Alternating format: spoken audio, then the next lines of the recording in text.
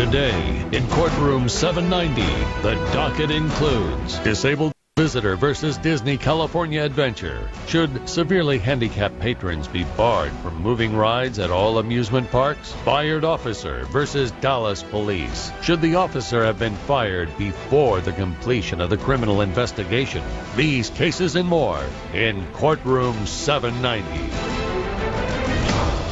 All rise. Courtroom 790 is now in session.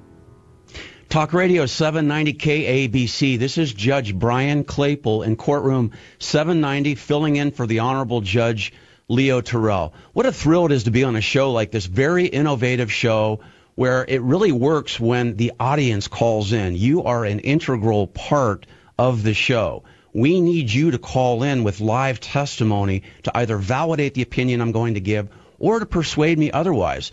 So get on the phone, give us a call, 1-800-222-5222, 1-800-222-5222. The second case on the docket, a Dallas police officer was fired. He shot and killed a young African-American man, unarmed, in a car dealership, but he was fired before the criminal investigation was even completed. In fact, only a couple days after the incident. And the question in this case is, should the police chief have fired this rookie cop, a guy named Brad Miller, without the criminal investigation even having been completed and without having access to a lot of necessary evidence? So before I give you my preliminary ruling, that's how the show works. I give you a preliminary ruling, and then I hear your testimony, and then you hear evidence, exhibits, and then I give you a final ruling. So let's listen to the first exhibit for your consideration. It's the Arlington Police Chief, Will Johnson. The facts available demonstrate that Officer Miller exercised inappropriate judgment by entering the building alone. This unilateral decision to enter the building and to continue the pursuit deeper into the building upon making contact with Mr. Taylor, along with failing to communicate with fellow officers or develop an arrest plan, created an environment of cascading consequences that produced an unrecoverable outcome.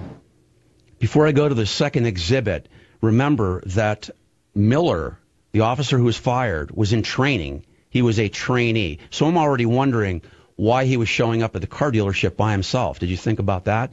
Let's check out the second exhibit. Again, the Arlington Police Chief, Will Johnson. As it relates to the decision to use deadly force, I have serious concerns as to the rationale articulated for the use of deadly force in this incident.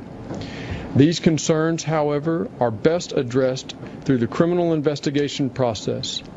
However, based on a preponderance of evidence available to me and the facts revealed by the investigative team, I have decided to terminate Officer Miller's employment with the Arlington Police Department for exercising poor judgment. Let's check out one more exhibit from the Arlington Police Chief, Will Johnson. Check this out for your consideration, and then I'm going to give you my preliminary ruling. Based on a preponderance of evidence available to me and the facts revealed by the investigative team, I have decided to terminate Officer Miller's employment with the Arlington Police Department for exercising poor judgment.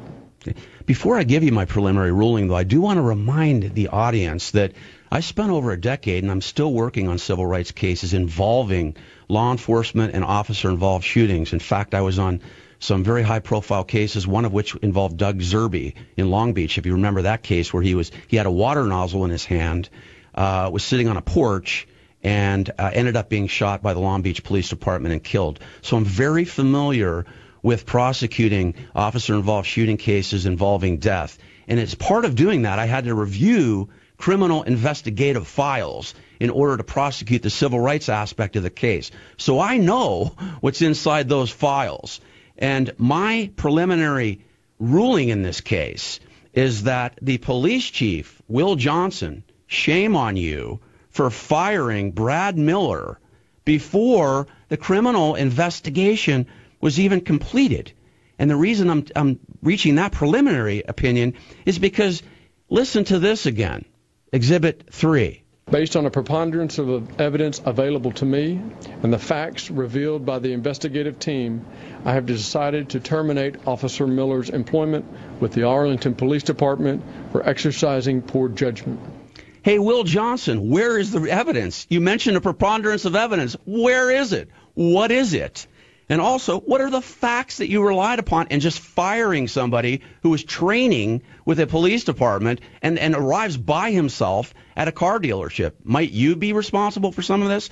So my preliminary finding in this case is that Will Johnson, the police chief, was wrong. He should have waited for the criminal investigation to unfold, look at the evidence carefully, and then make an informed decision on firing Brad Miller. Could this be a byproduct of rioting in Ferguson, Missouri, and the unrest that occurred with Freddie Gray in Baltimore? Is this a rush to judgment? That's my preliminary opinion. Now it's time to take some live testimony in this case. Kenny and Torrance. Yes. Kenny, do you swear to tell the truth, the whole truth, and nothing but the truth? Yes, I do. Okay, what say you on this case? Okay, I believe that the officer should have been fired because he broke police protocol on approaching the young man instead of waiting for backup. And that's my reason for him being fired. I think the police chief made the right decision. I don't think it has anything to do with what's happening in other parts of the country. Because if you have an officer that goes out and he sees something like this, he don't know if the guy has a gun. He don't know anything. But if you read about the story, the police officer thought the guy had a gun in his front pocket. It turned out to be his wallet and his cell phone. Right. But Kenny, let me ask you a question. You're aware that this Brad Miller, the officer fired, was in training. Why did the police department let him show up at the scene by himself? Shouldn't he have been in a patrol car with a supervising training officer who showed up, number one? Number two, wouldn't you want to see the evidence? For example, let me give you an example. When I look at these criminal investigative files, we get the dispatch tapes. Was there communication in the dispatch tapes? For example, did Brad Miller say, hey, I'm arriving here at the car dealership? Shouldn't somebody from dispatch said to him, hey, wait until you get back up? So I think don't you think we need to wait and see what's in the evidence in the criminal investigative file before rushing to judgment? Okay, now, you're making a very valid point. I do agree with you on that. Now that I have a chance to listen to exactly what you were saying, yeah, you're right. He probably would have been terminated later. I think, okay, now that I think about it, the way you just put it, yeah, they jumped the gun. They did jump the gun. They should have waited till the investigation was over and went through everything. Then if you were going to fire him, you fire him. But another question I want to know is, why was he hired anyway? He was 49 years old. That's a great question. I was actually thinking that as well. Why was he hired at 49? And wouldn't you want to know, Kenny, what type of training did he receive? Did he receive adequate training before he arrived at the car dealership? Kenny, thanks for your valued testimony. And you're listening to Courtroom 790. More of your testimony coming out after the break. This is Judge Brian Claypool sitting in for Judge Leo Terrell on Talk Radio 790 KABC. The court of public opinion is being sworn in. Be part of the jury at 800 ABC KABC. That's 800-222-5222. This is Courtroom 790. The facts available demonstrate that Officer Miller exercised inappropriate judgment by entering the building alone. This unilateral decision to enter the building and to continue the pursuit deeper into the building upon making contact with Mr. Taylor, along with failing to communicate with fellow officers or develop an arrest plan, created an environment of cascading consequences that produced an unrecoverable outcome. Talk Radio 790 KABC. This is Judge Brian Claypool in Courtroom 790. Second case on the docket. Should this police officer in Arlington, Texas have been fired by the police chief before a criminal investigation had been completed? And I want to take one more quick phone call. Mike, do you swear to tell the truth, the whole truth, and nothing but the truth?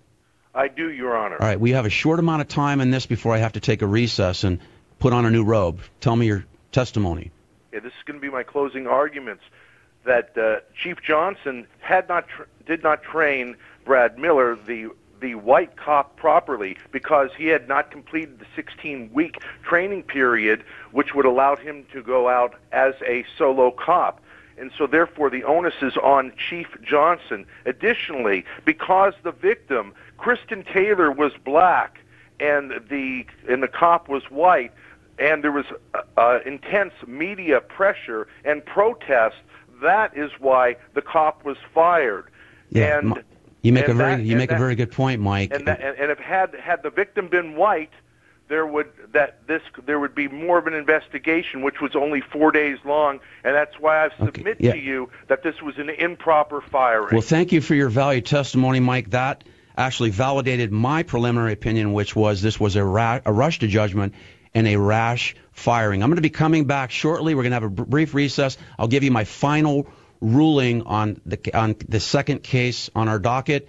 You're listening to Courtroom 790. More of your testimony coming up after the break and my final decision. This is Judge Brian Claypool sitting in for Judge Leo Terrell on Talk Radio 790 KABC, 1-800-222-5222. Putting the news and the newsmakers on trial. This is Courtroom 790. Talk Radio 790 KABC. This is Judge Brian Claypool in Courtroom 790, filling in for the Honorable Judge Leo Terrell. My final opinion on the second case on the docket involving the fired police officer in Arlington, Texas, is that the police chief, Will Johnson, rushed to judgment. He should not have fired the police officer, Brad Miller, until the criminal investigation had been conducted. The police chief should have waited to see the evidence in the criminal file. And I believe in my heart of hearts that this was a byproduct of the civil unrest we've seen in Ferguson, Missouri, and in Baltimore and in New York City as a result of the death of Eric Garner.